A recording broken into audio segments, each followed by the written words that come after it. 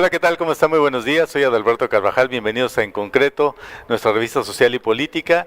Hoy vamos a platicar con Martín Flores Castañeda, secretario general del Sindicato de Trabajadores al Servicio del Gobierno del Estado, sobre el posicionamiento que tiene esta organización con respecto a la iniciativa de nueva ley de pensiones, del nuevo sistema de pensiones. Es un tema muy apasionante, un tema sin duda polémico, en donde el sindicato pues tiene una postura de mucha confrontación con una iniciativa, entiendo, porque pues no fueron tomados en cuenta para la redacción de este proyecto que ha llegado al Congreso. De eso vamos a platicar con Martín Flores. Antes que nada, muy buenos días, Martín.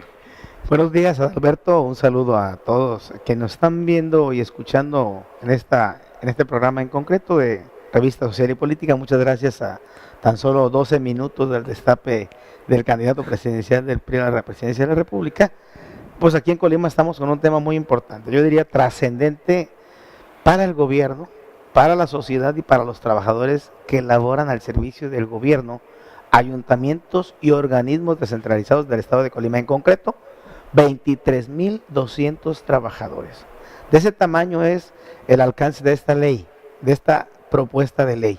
Y por lo tanto, compartirles que el sindicato del gobierno del estado mantiene, como lo dijimos desde el principio, apertura para construir una reforma integral al nuevo sistema de jubilaciones y pensiones. Sin embargo, en lo que se refiere a esta iniciativa que bien comentas, más que confrontación, nosotros tenemos diferencias de opinión y sobre todo nosotros tenemos que decir que 2/3 partes del contenido de la ley nos parecen adecuados. Sin embargo, hay 1/3 de esta ley, tanto en la exposición de motivos como en el alcance y en el articulado, que afectan derechos y conquistas laborales de los trabajadores, pero sobre todo derechos adquiridos. Y resulta que mantiene en estas partes vicios de inconstitucionalidad. No garantizan los principios del derecho, que son seguridad jurídica, certeza jurídica, equidad, proporcionalidad, objetividad, subsidiariedad cuando se trata de un derecho social, como es el caso.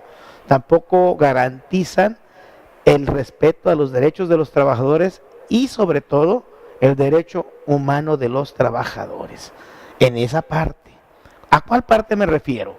Primeramente, a la transparencia y a la certeza jurídica en el manejo de los fondos históricos de la actual Dirección de Pensiones Civiles. No puede haber reforma sin concluir la institución y el andamiaje jurídico que creaste en 1962 y que entró en vigor el 1 de enero de 1963. Es decir, con el que hemos transitado 54 años. Y en esos 54 años hubo un vicio de origen, y ese vicio de origen se quiere purgar a cargo solo de los trabajadores, cuando ese vicio lo generó el propio gobierno del estado al no aportar suficientes recursos al fondo para que fuera pensiones la que pagaran las jubilaciones y pensiones. Los trabajadores aportamos el 5% y el gobierno solo aportó el 1% en esos 54 años, pero de esos 54 años resulta que 19 años dejó de aportar el 1%. Y estamos hablando de 1998 a la fecha, es decir, 19 años. Por lo tanto, hay un déficit, hay un pasivo financiero que se le tiene el gobierno del estado con pensiones, y es con el fondo de los trabajadores, por cercano a los 1,000 millones de pesos. 800 millones derivados de aportaciones del 5% y retenciones que se hicieron de los préstamos de corto y de largo plazo que no fueron enterados al 100% y que por lo tanto durante varios años se fue generando este pasivo. Igualmente, 180 millones de los 19 años que se le dejó de aportar el 1%, en números redondos nos daría cerca de 1,000 millones. Más los 500 millones de pesos que tiene solamente de la cuenta Gobierno del Estado, Pensiones Civiles, nos da un fondo inicial de 1,500 millones de pesos. Y ese fondo inicial, el gobierno lo quiere desaparecer de un plumazo en su iniciativa. Por eso no estamos de acuerdo. Pues sí. Debe de concluirse la auditoría, debe de haber certeza y transparencia para finiquitar, liquidar esta institución actual, la Dirección de Pensiones, transitar todos sus activos al instituto, pero activos cuantificados, que deberán de ser el resultado de la auditoría que practica el OSAFIC y que aún no concluye. Una vez concluida la auditoría, estaríamos en condiciones de, con números ciertos, con números reales, nosotros tenemos una proyección con los números que nos da la cuenta pública del gobierno, para decirles que una vez concluida la auditoría estamos en condiciones de la reforma. Y la reforma partiría de ese fondo inicial. Entonces, un fondo inicial de 1.500 millones de pesos, con eso ya podría pensiones o el instituto que resulte de esta reforma empezar a pagar las jubilaciones, porque entiendo que siguen pagando de nómina, con cargo a la nómina. Claro, con cargo a la nómina, porque así lo establece la Ley de los Trabajadores, artículo 79, fracción novena, y la Ley de Educación para los maestros del Estado. En ambos casos se pretende reformar esa fracción de ese artículo para decir que esa obligación del Estado se le traslada al Instituto de Pensiones, conforme a la ley de la materia, y está bien, para futuro.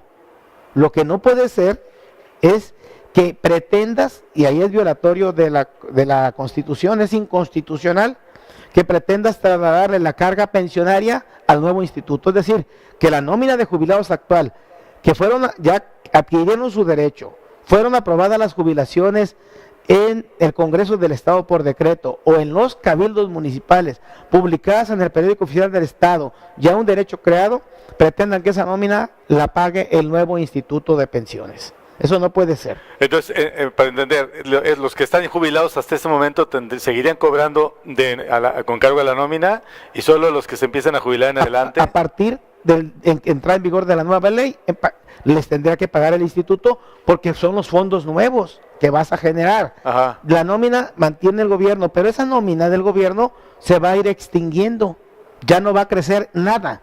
Ahorita hay un porcentaje, y esa es parte de la simulación que se hace en esta iniciativa de ley, Ajá, que me parece muy grave y no debe de ser.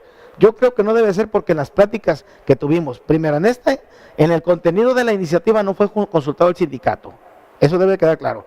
Sí tuvimos pláticas para ver la viabilidad financiera y los estudios actuariales, pero siempre mantuvimos la posición de que en el nuevo sistema no deben de entrar los jubilados que ya están con derecho adquirido, es decir, los que están en la nómina de jubilados y pensionados. ¿Cuánto le cuesta? Y ya lo dijo Meiners, la nómina de jubilados, 760 millones hoy, este año. ¿Cuánto paga de nómina el gobierno de los 8,200 trabajadores activos? 2,100 millones. ¿Cuánto representa esos 2,100 millones, 760 millones? El 36%. ¿Cuánto propone en su iniciativa el gobierno aportarle al nuevo sistema? 42%, lo cual es engañoso, porque ahí indebidamente incluye el pago de los jubilados que actualmente está haciendo el gobierno del Estado, es decir, ese 36%. ¿Cuánto quiere aportar en realidad el gobierno al nuevo sistema? El 6%. ¿Y cuánto pretende que los trabajadores aporten? El 10%. Es inequitativo y no alcanza, no es correcto, no debe de ser así. ¿Por qué? Porque le carga más al trabajador y menos al patrón. Y luego, lo más grave, hay datos inciertos para los 10 municipios del Estado. Te doy un ejemplo. En el caso de Colima, le plantean que le correspondería aportar 33%. Su carga pensionaria actual es del 21% y le aportaría entonces 12% al nuevo sistema, 6% más que el gobierno. Luego, resulta que en Manzanillo le proponen que su aportación en el 2018 sea del 17%, la mitad del ayuntamiento, de lo que aporta el ayuntamiento de Colima. Tendrá lógica que un ayuntamiento igual como Manzanillo y Colima, con la misma carga laboral, uno aporta el 33 y otro el 17, pues obviamente que no tiene lógica. Me parece que ahí... Y deben más o menos lo mismo. Lo mismo. Ajá. Y tiene una carga pensionaria Manzanillo, supongamos que tenga del 17, del 15%, por lo menos. Porque Colima tiene una carga pensionaria actual del 21% de la nómina, ¿eh? Entonces, si a Manzanillo le piden 17, quiere decir que si su carga es del 15, solamente aportaría para el nuevo sistema el 2%. No le va a dar viabilidad. no le va a dar viabilidad. Entonces, ¿Y a qué se debe esa disparidad en los cálculos? Tenemos que hacer una lectura política, o sea, le están cagando la mano a un ayuntamiento porque no simpatiza con una línea política. Como dijo alguien y no al otro. Como dijo aquel, que alguien los dos son panistas, ¿no? Que alguien me lo explique. Sí. Que alguien me lo explique por qué tanta disparidad. Y para eso vamos con los diputados, para que se los expliquen. Y les vamos a dar razones de peso de que tenemos que entrar todos en la misma sintonía. ¿Y qué planteamos nosotros? Que sí hay viabilidad, que el estudio actuarial que nos desarrolló el actuario que pagó el gobierno del estado, Francisco Miguel Aguirre, de Evaluaciones Actuariales del Norte, nos da que si iniciamos aportando un 6% los trabajadores y un 12% las entidades públicas, todas, nos daría viabilidad financiera los siguientes 100 años.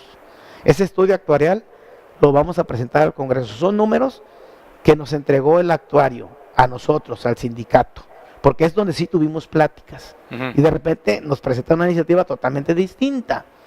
Pero aún más, ¿qué se necesita? No solamente la aportación. Hay 4 ingredientes muy sustantivos. La información que tiene el estudio actuarial es el mismo con carga pensionaria que sin carga pensionaria. Primero, en el nuestro, la propuesta es sin carga pensionaria, es decir, que el nuevo instituto no cargue con los jubilados y pensionados de históricos, los que ya están cobrando en el gobierno y ayuntamientos porque ya están en esa nómina. Segundo, que se tome en cuenta un fondo inicial, nada de borrón ni cuenta nueva, pero que ya se tenga el dinero, pues sí. Los 1.500 millones, y en ese estudio nos da viabilidad, 1.500 millones de fondo inicial. De los cuales dices que 500 ya están ahí. Sí, ya están, nada más faltan 1.000. Ajá. Nada más faltan 1.000. Luego, la aportación del patrón y trabajadores, que nos daría un 18%. ¿Cuánto representa el 6% del total de la nómina de los trabajadores? Porque es con salario integrado. Vamos a aportar más del doble de lo que aportamos hoy. Y estamos dispuestos a sacrificar nuestro ingreso para darle viabilidad futura al sistema de jubilaciones y pensiones. Eso es lo que sí aportan los trabajadores, y hay mayor esfuerzo y hay voluntad y sentido de responsabilidad, porque ellos nos lo están firmando, todos los trabajadores.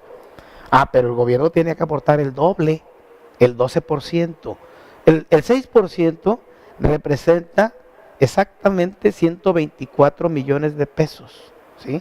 123 millones de pesos por parte de los trabajadores, 246 millones de pesos del gobierno, 370 millones por un año, más los 1.500 millones, y en el primer año solamente se pagarían 70 millones entre gastos de administración y pago de nuevos pensionados y jubilados, porque desde el primer año paga jubilaciones.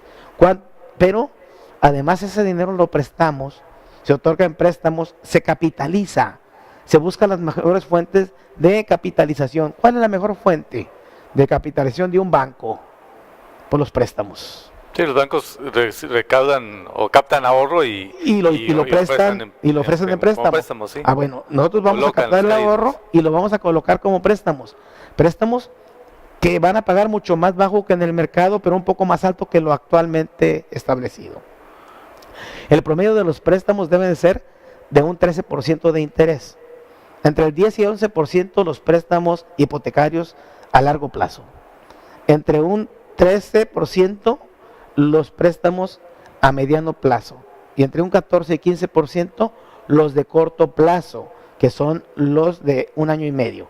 Entonces, el promedio de tasa de interés era el 13%, había una capitalización efectiva del 10% de ese dinero, descontando la inflación anual que anda alrededor del 3%. Entonces, si tienes una capitalización... Parece mucho el costo del dinero, pero cuando alguien pide dinero con cargo a una tarjeta de crédito, de esos créditos en efectivo que le dicen, pues pagas 50-60% de interés, ¿no? Anual. Para irnos lejos, de tu misma nómina.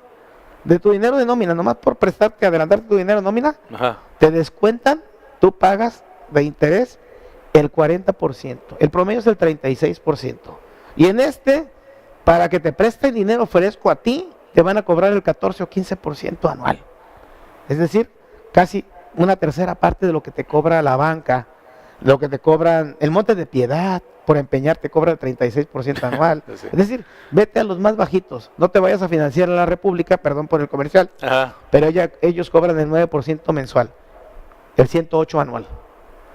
Y así hay compañeros sí, que piden prestado. Entonces, esos miles de millones de pesos, colócalos en los trabajadores que son clientes seguros, que te van a capitalizar su propio dinero, pero además es para su propio beneficio, porque al final le vamos a dar viabilidad financiera a su jubilación y a pensión por jubilación, que será con el 100% del salario cotizado y que le permitirá vivir con tranquilidad los últimos años de su vida.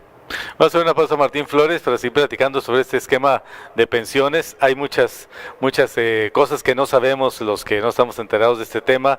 Mucha gente se preguntará, bueno, ¿y por qué ustedes no se jubilan con el Seguro Social? Porque tienen una ley distinta. ¿Qué pasa con los maestros de la 39 Sí. con relación a la burocracia que conocemos de trabajadores administrativos? Hay algunas cosas que queremos despejar, algunas dudas que queremos despejar, y aquí regresamos a En Concreto. Claro.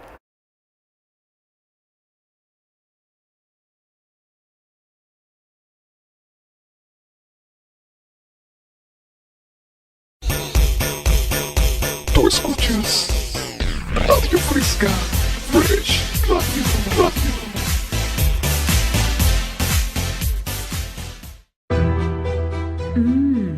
Comales de carne asada, chorizo, champiñones, pollo y tatemado en el fogón de Comala Campestre.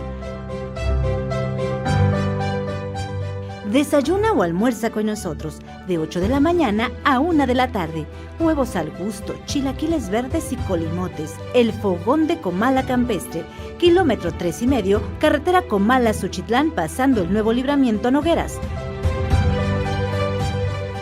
Chicharrón en salsa verde y roja, quesadillas y sopes, flautas, enfrijoladas, enchiladas suizas y más. Descansamos los martes, el fogón de Comala Campestre.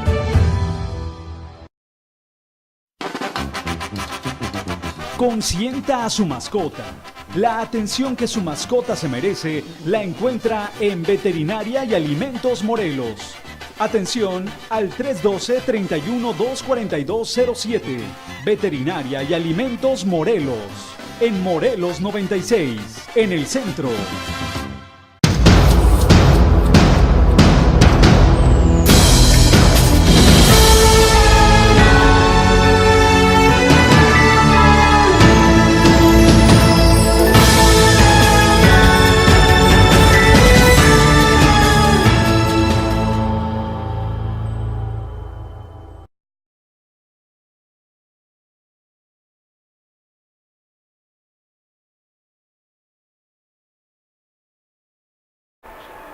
Ya regresamos En Concreto, soy Adalberto Carvajal, estamos platicando con Martín Flores Castañeda, él es el secretario general del Sindicato de Trabajadores del Servicio del Gobierno del Estado y nos ha estado planteando en la primera parte del programa cuál es la posición de ese sindicato con respecto a la iniciativa de nueva ley de pensiones, al nuevo esquema de pensiones que se quiere realizar y bueno, entre las cosas que nos dijo muy interesantes es que se requiere empezar un fondo que no hay, donde no haya borrón y cuenta nueva, donde se pueda recuperar lo que no se ha aportado al sistema de pensiones en los últimos 19 años, y que estamos hablando de casi 1,000 millones de pesos, más los 500 millones que ya están ahí de alguna manera depositados. Y a mí me parece poco esos 1,000 millones, porque estamos hablando de dinero que se dejó de depositar en 19 años y que tuvo que haberse capitalizado a lo largo de todo este tiempo. Y si el gobierno hubiera aportado y si hubieran hecho los movimientos financieros que se requerían, las inversiones, los préstamos y la recuperación de esos préstamos, hoy tendríamos una bolsa de quién sabe cuántos millones de pesos. Martín, pero ustedes ya saben con los 1,000, con que aporten el capital que quedó de ver. Definitivamente es a valor presente, es decir, si ahorita en la nómina, y con incluso menos, en la nómina de 2,100 millones, el 1% representaría 21 millones, pero como se aporta en el sueldo y sobresueldo, representaría 10 millones. 10 millones, y entonces en 19 años serían 190 millones. Planteamos un promedio de 180 porque hace 19 años la nómina era poco menos y era menos el sueldo. Entonces, a valor presente debe andar en 180 millones solamente con la actualización de la inflación, no con dividendos ni no que hubiera generado dividendos. No con el 9% de interés con el que se hubiera prestado. Entonces, a números redondos, nosotros lo que tenemos es interés de que no haya borrón y cuenta nueva, no se le carguen más recursos al gobierno, que de por sí no los tiene, es cierto, tendrá que buscar fuentes de rescate financiero por ese pasivo que tiene y que no lo generó el gobierno actual, es de administraciones anteriores, eso también lo reconocemos, eso no está en lugar de a dudas, fue un déficit que se presentó y que hay que saldar, porque se tiene que saldar para transitar hacia algo nuevo, algo que tenga viabilidad. Si le quitas todo lo que aportaste al trabajador, entonces el trabajador ¿con qué confianza te va a aportar todavía más? Si en 10 años o 15 dicen, fíjate que no hubo dinero y no pude pagar y hay que volver a empezar y hay que borrarlo de atrás, y ahí te firmo una carta de intención de buena fe, donde poco a poco te voy a ir pagando, pero no me dices cómo ni cuándo. Entonces tiene que ser con claridad cómo vas a encontrar esos 1,000 millones de pesos y los incorporas al estudio actuarial. Incorporas las aportaciones de las siguientes aportaciones a partir del primer día que se inicie y del patrón y trabajador y incorporas la capitalización. Y con eso en el primer año, nada más para darte un dato, el estudio actuarial arroja que en nuestra reserva, en lugar de bajar, sube. Porque de los 380 millones que entran de pura aportación, solo se gastan 80.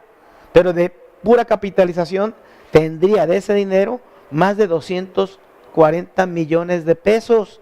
Más los ingresos, habría de tener una reserva en el primer año, en lugar de 1,500, que con la que inicié, la reserva sería de 2,200 millones de pesos. ¿En el primer año? En el primer año sube. En el segundo año sigue subiendo. ¿Pero cuánto se comería el del pastel los 80 sindicalizados? millones. 80 millones. Todos, no nomás los sindicalizados. Digo, los jubilados. Los del gobierno del Estado, porque cada entidad pública tendría fondos separados, lo que me parece correcto. Fondos institucionales, de cada institución un fondo. Ajá. Entonces, de eso, los jubilados se llevarían, no llega a 80 millones en el primer año, no llega. O sea, pongámosle que se jubilen entre magisterio, burocracia, 200 y confianza. En el promedio se llevan 300,000 pesos al año, es decir, 60 millones. Pero el estudio dice que 80, está bien, 80 millones. Con esos 80 millones representa 1,500 más 380 de ingresos por la aportación, serían 1,880, más los 250 millones de capitalización. Entonces, todo esto te da una reserva de más cercana a los 2,200 millones de pesos el primer año. Aquí lo que es muy grave es que los trabajadores, pues a ellos se les fue descontando de nóminas la aportación del 5%. Todo el tiempo. Y ese dinero no se enteró, como dicen los contadores, al fondo. Al fondo, y ahora queremos que esté en el fondo. O sea, que se integre al fondo para el estudio actuarial. Pero eso, ¿cómo se califica? ¿Como un fraude o un préstamo forzoso? ¿Qué hizo el Estado? Se califica como una omisión del Estado. Una omisión del Estado que tiene que resarcirse. ¿Verdad? Una omisión del Estado que tiene que ser resarcida en beneficio de los trabajadores y del nuevo sistema de jubilaciones. Con ello le daremos viabilidad y, por supuesto, sin carga pensionaria. Es decir, esto es camisa nueva, un traje nuevo a la medida de todos los ayuntamientos del gobierno del Estado que beneficie a los trabajadores, pero que le dé también a la sociedad colimense certeza de que no le va a costar un peso más, que es el dinero del gobierno y de los trabajadores, y no van a ocupar más impuestos, ni se van a afectar obras, ni se va a colapsar las finanzas del Estado. Esta reforma es viable, sí, pero si se purgan los vicios del que tiene la iniciativa. Y bueno, aquí se sigue en esto, los gobiernos seguirían pagando de nómina a los jubilados que se fueron al retiro con el esquema anterior, pero obviamente esto, pues la ley de la vida va a hacer que disminuyan paulatinamente. Año por año, año con año va a ir disminuyendo para que de aquí a 35 años se vaya extinguiendo esa obligación. Pero pongamos que a 10 años se reduce en un 40% ese pago. Entonces, en lugar del 36, tendría que pagar un 20% de ¿Esa jubilación se deja de pagar cuando fallece el trabajador? Cuando fallece el trabajador o si tiene viuda o viudo, dependiente económicamente de él, hasta que termina la viudez. Y los hijos hasta los 25 años siguen estudiando. pero hasta ahí se extingue. Es un esquema bastante bondadoso porque hay otros sistemas donde es vitalicio para el trabajador y se acaba la obligación Es cuando muere. garantista de un derecho social, es un derecho social garante de la seguridad laboral de los trabajadores y de la seguridad patrimonial una vez que concluyan su actividad productiva. Los que no estamos en el servicio público nos cuesta trabajo entender eso. La mayoría de la gente, el resto de los trabajadores, digamos de los que vienen del sector privado, incluso de instituciones como la universidad, pues tiene un esquema, la universidad bueno, tiene un esquema de jubilaciones, pero también de pensiones ante el Seguro Social. ¿Ustedes los trabajadores no están en el Seguro Social? Igualito que la universidad, en los mismos términos, porque nuestro sistema pensionario primero no existía, el que va a existir nos va a costar a los dos, al patrón y a los trabajadores. Y los servicios médicos y de seguridad social ante el IMSS lo paga el patrón, gobierno y el trabajador también. Pero tenemos doble carga, sí es cierto, pero ambas partes.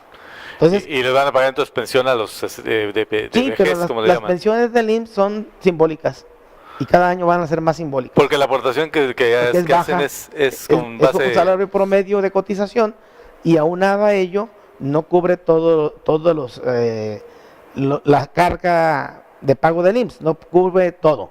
Solamente prácticamente para dar el servicio médico nada más. Es un convenio que se establece y que se seguirá estableciendo, pero repito, no los trabajadores van a tener la carga del nuevo sistema pensionario al aportar.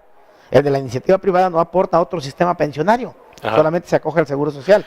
Por eso creamos esta figura nueva, la que ya teníamos pero que estaba en desuso, sí, que no fue realmente cubierta por las dos partes, más por el patrón que dejó de cubrirlo. Ahora el patrón, gobierno y los trabajadores nos comprometemos a generar un nuevo sistema viable, con aportaciones bipartitas. Es un asunto donde el trabajador aporta, el gobierno aporta, es un asunto de negocios, digamos. Yo quiero insistir en ese tema porque ha habido muchas voces que opinan en la prensa con respecto a que ya es hora de que el gobierno deje de mantener a los jubilados, nos cuestan mucho, se están robando nuestros impuestos.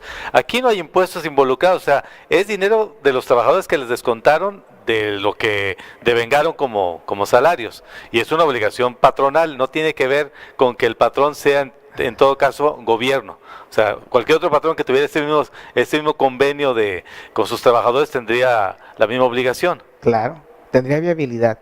Yo creo que este es un sistema que le permite al trabajador y al patrón involucrarse de un derecho social que garantice un ingreso igual que el que tenías como activo. Es decir, que no le pierdas valor a tu ingreso y que no tengas que padecer una pensión tan degradante que te obligue a buscar otras fuentes de ingreso cuando ya nadie te da trabajo. O sea, ya nadie te puede dar trabajo después de los 60 años de edad. Es difícil, es casi imposible. Hay que dejarle lugar a las nuevas generaciones, si no, ¿cómo entran a trabajar los nuevos si los que están activos no se retiran? Tienes que buscar un mecanismo para que se retiren y no que se queden ahí porque pues, mi sistema pensionario no me garantiza, me quedo toda la vida y los lugares no se desocupan, aunque ya no tenga las mismas capacidades, las mismas cualidades, tus neuronas están desgastadas, tu actividad creativa baje, es decir, finalmente no rindas igual en el trabajo y que te mantengas ahí obligadamente porque tu ingreso no te permitiría vivir. Entonces, lo que se busca es que tu ingreso te permita vivir con decoro y que te jubiles a una edad ideal que te permita vivir tus últimos años de vida con dignidad. Además, eso hay que subrayarlo, es un derecho al retiro, es una conquista social, digamos, es una figura que se creó en estos modelos del estado de bienestar para darle a la gente a cierta edad que se jubilara, pues la oportunidad de viajar. Lo veíamos con los europeos, ¿no? Que los noruegos los suecos iban a vivir a España para vivir sus últimos años. En Estados Unidos dejaban el frío y se iban a la Florida, o se van a la Florida, se van a lugares como Arizona, como Nuevo México, con climas más benignos. Es un derecho, es una conquista de la clase trabajadora, porque hoy en día hay como mucha gente que de pronto dice, bueno, pues están muy jóvenes para jubilarse, que sigan trabajando, ¿no? Pero bueno, ¿dónde quedó ese derecho? ¿Dónde quedó ese modelo del esquema, de ese modelo del estado de bienestar? Sin duda, es un derecho, pero además del cual eres partícipe obligado. Es decir, contribuyes a generar condiciones financieras viables para que ese derecho te pueda llegar. Si no participas, si no aportas, no tienes derecho a pedir esa contraprestación. Por eso habla de que de acuerdo a los años de cotización al sistema, tendrás derecho a tu pensión por jubilación, por cesantía, por vejez, por muerte, por invalidez. Es decir, se contemplan este tipo de pensiones, pero todas derivadas de que tú tienes una cotización como parte de tu salario hacia esta institución nueva que se va a crear. ¿Esas jubilaciones mantienen su poder adquisitivo o les van pagando lo mismo y con el tiempo se va haciendo? No, se mantiene nada, el poder adquisitivo. Se va haciendo agua. En la iniciativa se plantea el índice nacional de precio al consumidor y nosotros planteamos que en lo que se refiere a ello se mantenga el incremento en los mismos términos que los activos, porque, repito, vamos a aportar conforme lo que estemos en activo y por lo tanto que nuestros incrementos sean en los mismos términos que los activos, ¿verdad? El porcentaje que se le dé a los trabajos activos de la entidad pública de que se trate. ¿Ya hablaron con los diputados? ¿Qué les han dicho los Fíjate diputados? que hemos tenido una apertura con los diputados, ya platicamos con varios diputados de manera directa y personal, pero además seguiremos platicando con ellos de manera individual para darles a conocer nuestras conclusiones, nuestras propuestas, la apertura del sindicato y el estudio actuarial para que vean la viabilidad financiera, y tendremos la oportunidad como sindicato del gobierno del estado de ser escuchados al mismo tiempo por todos los diputados. Esperemos que estén los 25, es un tema muy importante.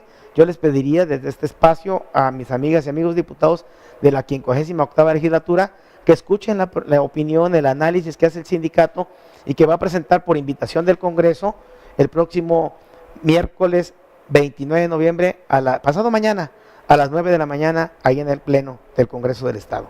Ahí vamos a estar presentando una serie de datos, de información, de análisis, de estudios, de conclusiones y propuestas que le dan viabilidad a esta reforma a la ley de pensiones. Y nosotros creemos que con este esfuerzo que está haciendo el Congreso del Estado, se vendrá a enriquecer la iniciativa que presenta el gobernador y podremos llegar a puerto seguro. ¿Cuál es la postura de los otros sindicatos involucrados en este tema? En concreto el de la sección 39 del CENTE, que supongo que son el otro grupo más numeroso junto con la burocracia estatal. Hay 4 grupos importantes que deben ser escuchados. Nosotros consideramos, el burro se encuentra al último, pero que, como no somos burros, y estamos en la entrevista, te diría que el sindicato del gobierno del estado somos 3.200 trabajadores. Magisterio estatal, sección 39 son 3.000. Pero hay trabajadores municipales agrupados en la unión de sindicatos, un buen número. Estamos hablando de cerca de 5.000, 4.000 sin incluir el gobierno del estado. Si incluimos al gobierno del estado serían 7.000. En el caso de la Federación de Sindicatos debe de andar a cerca de 3.000, poco más de 3.000 trabajadores, o 3.500, ellos tienen sus datos.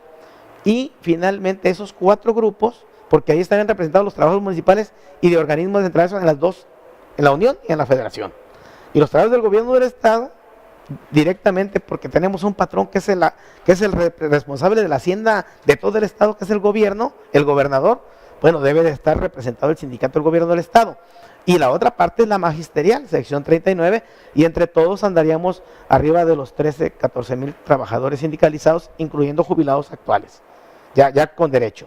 Y tendríamos los trabajadores de confianza para un gran número de más de 23.000 trabajadores. Más de 23.000 trabajadores del gobierno, ayuntamientos y organismos descentralizados que deberán ser escuchados en esta iniciativa por parte de los legisladores y que han manifestado la apertura para escuchar a todos. Porque también los de confianza se jubilan. También. Hemos oído de jubilaciones incluso muy jugosas para funcionarios de alto nivel. Hoy está un tope salarial, hoy está un salario de cotización, hoy hay figuras novedosas a las cuales estamos de acuerdo. Te digo, en 2/3 partes estamos de acuerdo, en una tercera parte no.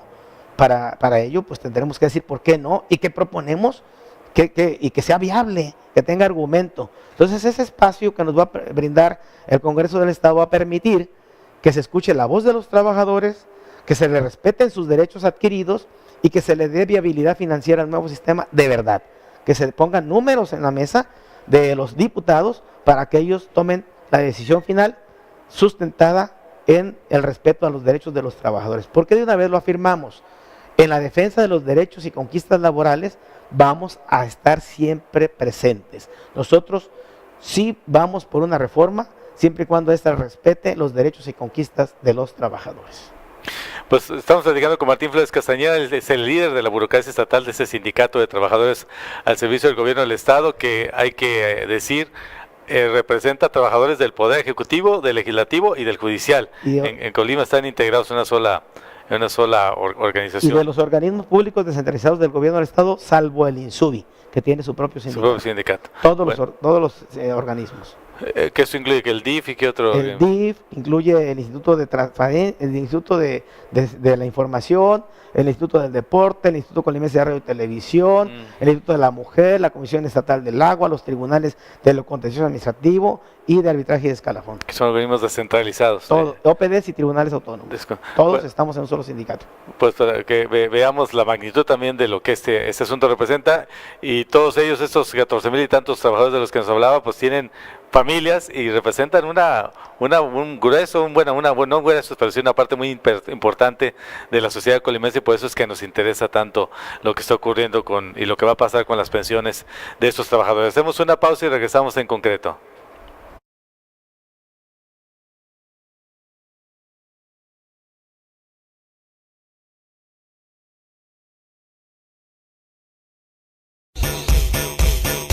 Tú escuchas Radio Fresca, Fresh Radio.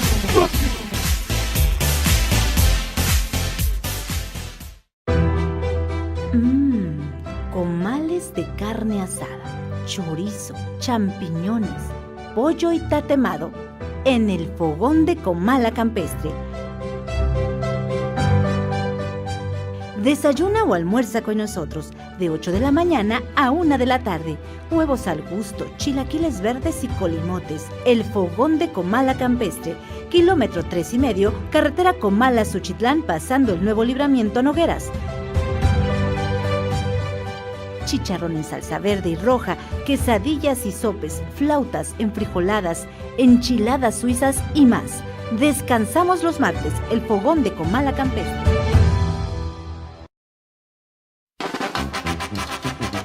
Consienta a su mascota.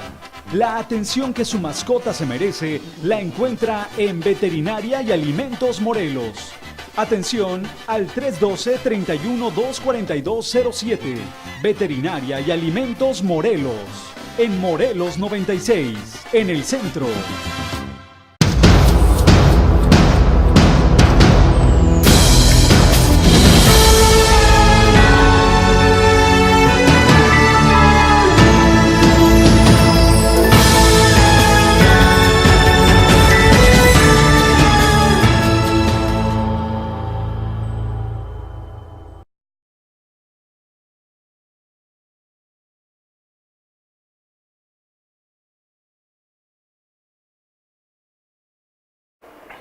Ya regresamos en concreto, soy Adalberto Carvajal, estamos platicando con Martín Flores Castañeda, hemos estado platicando con el líder de los burócratas del Sindicato de Trabajadores al Servicio del Gobierno del Estado, de esta iniciativa de ley de pensiones, de lo que va a ir a decir al Congreso el próximo miércoles cuando pues haga valer la voz de los trabajadores ahí ante el Pleno del Congreso, y que serán los diputados los que analicen y discutan y aprueben en su caso esta ley de pensiones, donde nos decía a lo largo del programa, pues se envió una iniciativa que no fue consultada, que no fue consensada con los trabajadores, y eso es muy lamentable. Me parece un error de estrategia política inexplicable, no se sabe por qué hicieron esto.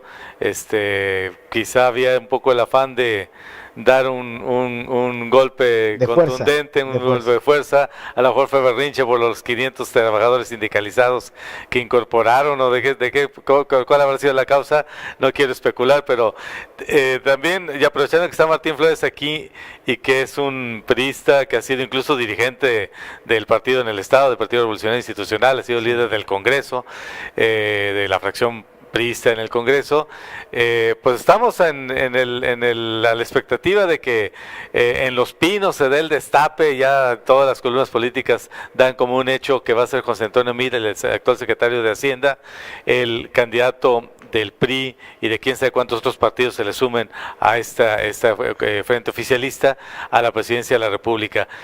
¿Ves alguna diferencia, alguna semejanza con el viejo estilo del dedazo y el destape de la manera tradicional, la cargada, que tú y yo conocimos de niños y de adolescentes y ya de jóvenes, que probablemente te tocó ya en tu carrera política, pues experimentar esta forma que tiene el PRI un poco vertical, autoritaria, de decir, esos son los candidatos y la militancia los tiene que aceptar? Fíjate que yo creo, como priista, y además estuve en la presidencia del partido a nivel estatal, nos tocó tomar decisiones al respecto, contribuir y llevar a cabo las decisiones en el ámbito local, no en el ámbito nacional, porque pues, es un partido nacional que, decirte, nos respetaba, al no tener presidente de la República, nos respetaba mucho el trabajo local. Y creo que el procedimiento que se está utilizando es el que al PRI le ha funcionado. El PRI lo ha hecho desde su fundación así. Uh-huh. Y lo que funciona, síguelo practicando. Yo creo que el procedimiento de buscar los consensos y llevar un candidato de unidad al PRI le ha funcionado siempre.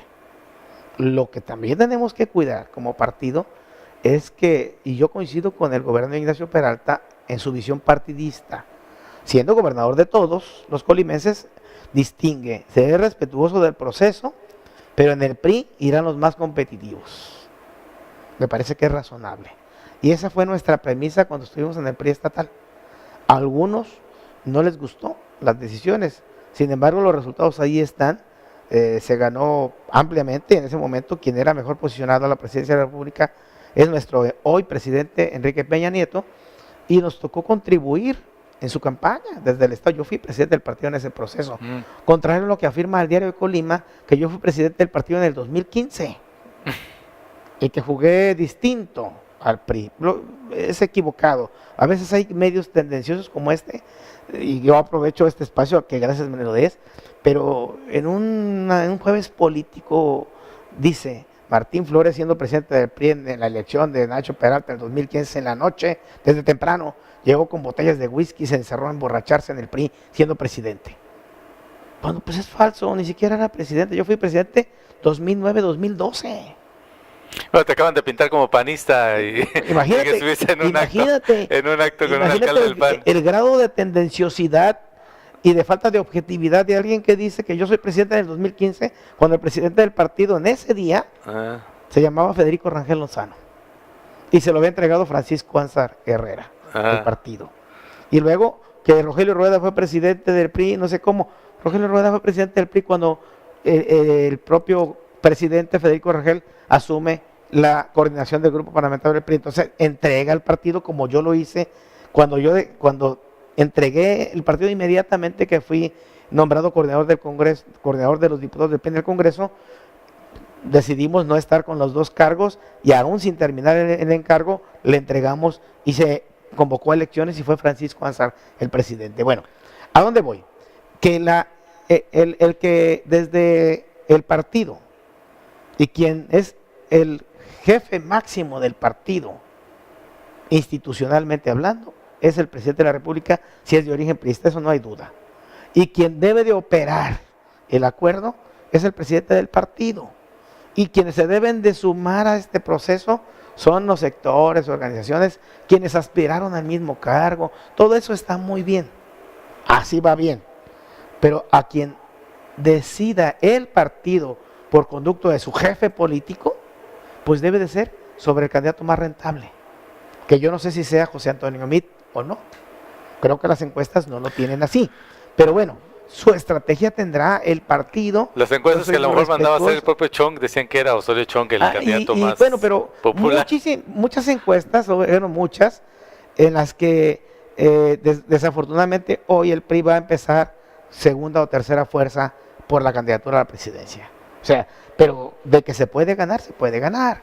Va a ser una elección de tercios, muy competida, sí, donde está el candidato de Morena, el candidato del Frente Amplio, o coalición, ya va a ser una coalición opositora, creo que va a ser coalición, y de PRI, PRD, que no era tan lógica, pero se da, y Movimiento Ciudadano, y el candidato del partido en el gobierno, que es el PRI, que fue aliado con el Verde y con Nueva Alianza, y que considero que es lo más sano, que si fueron aliados en la presidencia y ganamos la presidencia, en esta ocasión sea una alianza PRI, Verde y Nueva Alianza para presidencia. Entonces, me parece que va bien el proceso que hace el PRI de anticiparse a los tiempos, ya lanzó la convocatoria, anticiparse a los tiempos de otros partidos que no toman decisiones, y el PRI va a llevar una ventaja, toma la decisión para bien o para mal, pero la toma. Y en esta vida hay que tomar decisiones. Lo único que no se permite es la inmovilidad, y por lo tanto, bien por el PRI en tomar su decisión de manera muy oportuna. A quienes habían celebrado la transformación del sistema político y de ya no tener un presidencialismo que fuera al mismo tiempo jefe de Estado y jefe del partido, esa posibilidad de que el destape se dé en los propios pinos y que el presidente, como se ha ventilado en las columnas, diga, pues le acepto la renuncia aquí el secretario de Hacienda porque me ha informado que se va a participar en el proceso interno del PRI y que eso le daría mucha viabilidad. Bueno, un presidente como Peña Nieto, asumido como líder de facto, líder nato, jefe nato de su partido, es un mensaje muy claro a gobernadores de algunos estados que han querido como marcar su distancia con respecto al partido que los llevó al poder, ¿no? Mira, definitivamente si tú emanas de un partido político, sigues siendo el líder. Y eso se da en cualquier país del mundo democrático. ¿O no es así en España? Sí, los regímenes parlamentarios es más claro. Más claro el jefe todavía. de gobierno es el que era el líder de su Era partido. el partido, pero aún en los sistemas republicanos, también cuando ya hay presidente de la República, claro que es una influencia importante y es el liderazgo político del partido. Faltaba más, pero también tiene activos y negativos, positivos y negativos. Pues sí. Y eso es lo que hay que valorar mucho. Y hay que cuidar las formas. En la forma en que lo hagas, si lo hacen y tienen buena estrategia, funciona. Tienes razón cuando dices, hay que saber darle el entorno adecuado a una decisión. No puede ser una imposición. Tiene que ser una decisión coaligada, consultada, consensada y al final respetada por todos y respaldada por todos los que aspiraban al mismo cargo, las dirigencias, los gobernadores, los partidos a nivel estatal, las dirigencias partidarias del partido que toma la decisión a nivel estatal. Eso nos da fuerza, contrario a otros partidos, fíjate.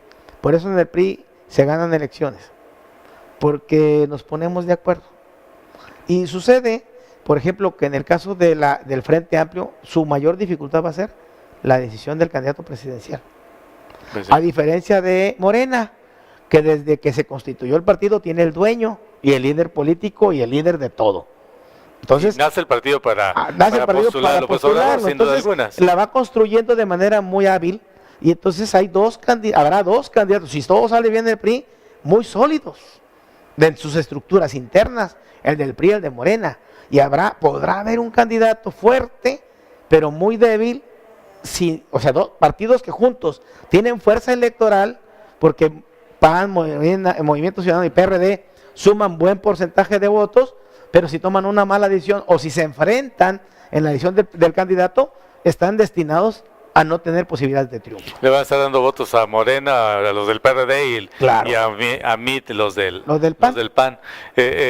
Aquí es curioso porque me parece que el régimen consultó sobre la eventual candidatura de MIT a la Embajada de Estados Unidos, a la Bolsa de Valores, a los grandes capitales de nuestro país, a las televisoras y en última instancia a los priistas. Había incluso una corriente que encabezaba Ivonne Ortega, la exgobernadora de Yucatán. Una muy buena gobernadora. Que decían, bueno, lo que estabas diciendo lo mismo que se decía en el 88, basta de dedazo, hay que sacar al candidato de un proceso democrático. Ahora, y se dice que disciplinaron al secretario de Gobernación. Pero todavía falta.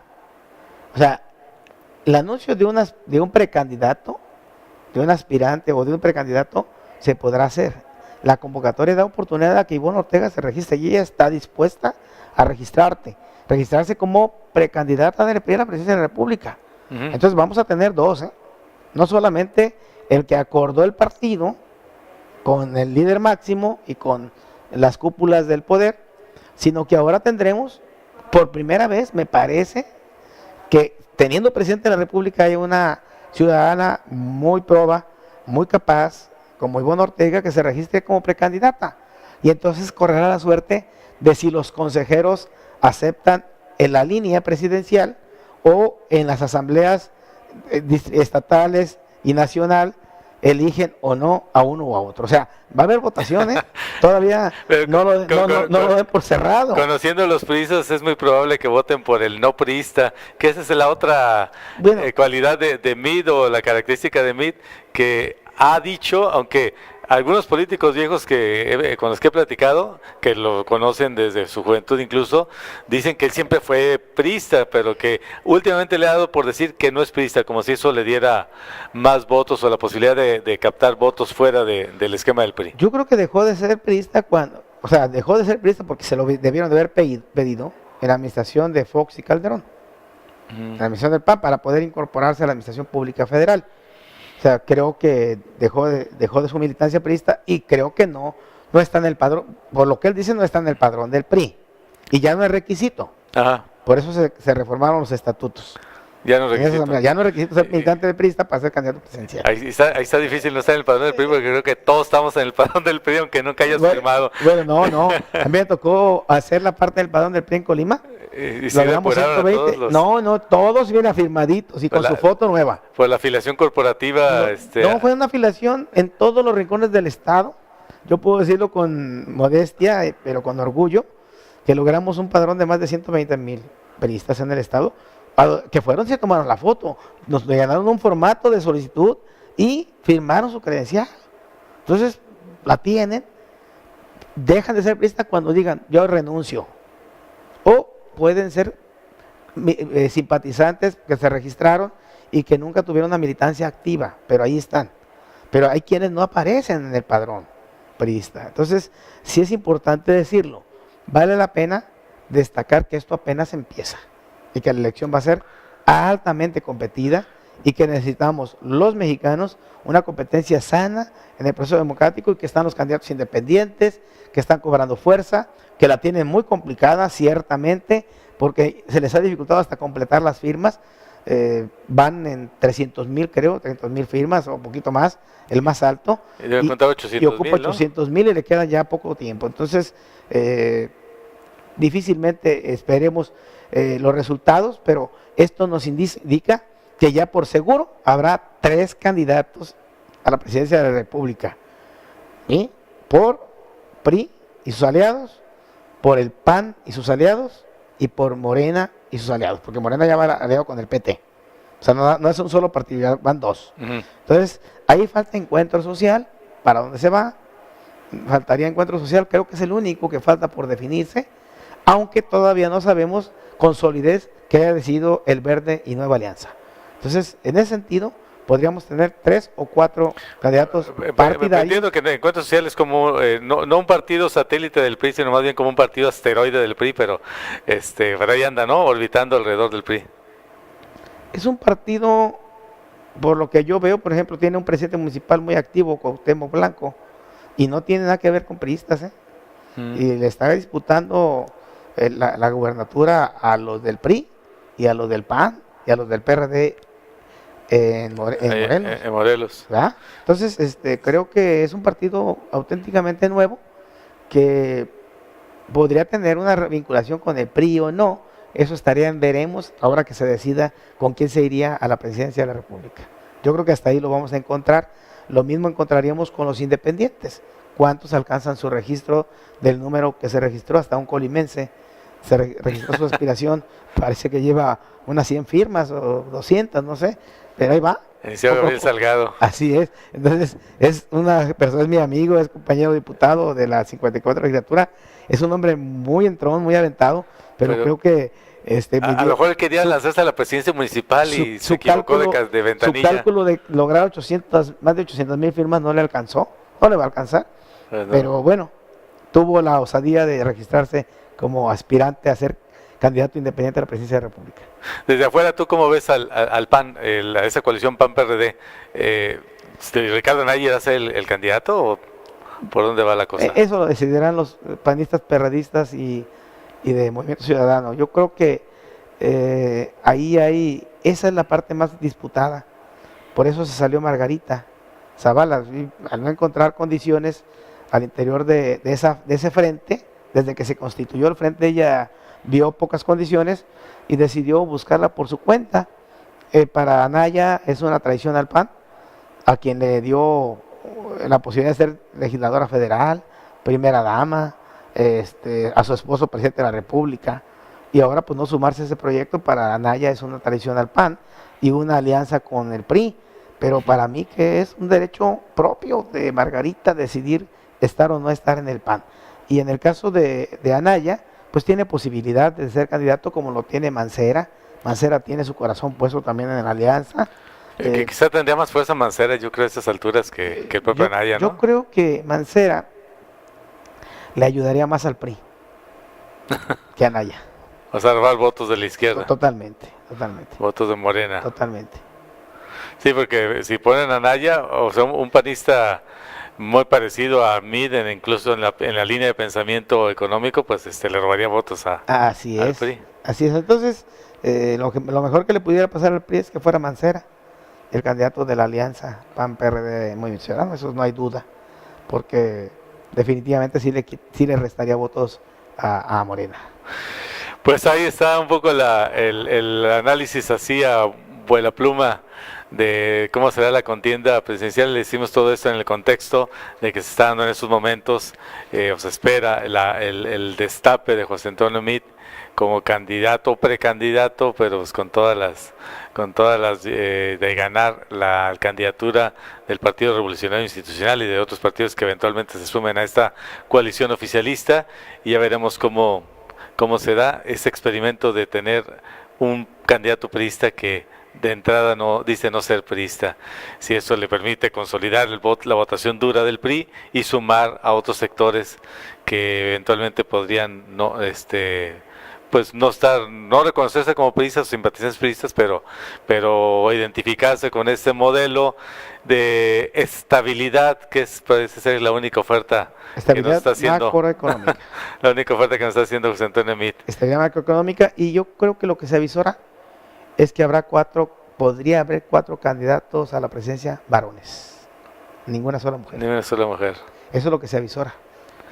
Y en los ayuntamientos y en las legislaturas tiene que haber mitad y mitad. Lamentable, porque pues, todo lo que se luchó para la cuestión de la equidad de género, y no veremos ni una mujer. Ahí en la presidencia de la República no hay condiciones. Y si llegara a llegar Margarita Zavala, pues no sería competitiva.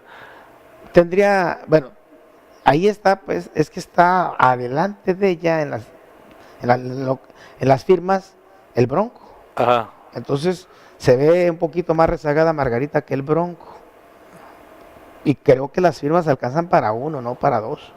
Porque conforme se vaya acercando los ciudadanos independientes que creen en lo independiente, van a ir viendo a quién le pueden dar la firma para que sea candidato. Pues sí, que haya un solo candidato. Es normal eso en cualquier proceso. Que haya 3 de partido y uno independiente. Claro, o sea, los independientes sí quieren un candidato independiente, pero encuentran que si le dan la firma a uno o a otro, la pueden desperdiciar. Es decir, no le alcanzaría ni a uno ni al otro. Y sí quieren un candidato independiente. Creo que el tercero es Pedro Ferriz, Ríos Peter, y luego esta muchacha, la compañerita, la indígena Chiapas. De Chiapas, que va en cuarto, quinto y sexto, ahí se mueven los números, pero después de los 2 primeros, de ahí en adelante los demás ya se ve que no hay posibilidades de que lleguen a recabar las firmas. Entonces se va a concentrar entre el Bronco y Margarita lograr las más de 800,000 firmas. Pues vamos a tener que invitar en otra ocasión, pues ya como analista político, Martín Flores, para ver este escenario. Hoy ya no se nos acabó el tiempo, pero muchas gracias por habernos acompañado para hablar de esa iniciativa de ley de pensiones y de esta cuestión del destape inminente de José Antonio Meade. Soy Adalberto Carvajal, nos vemos aquí el próximo jueves. Dios bendiga.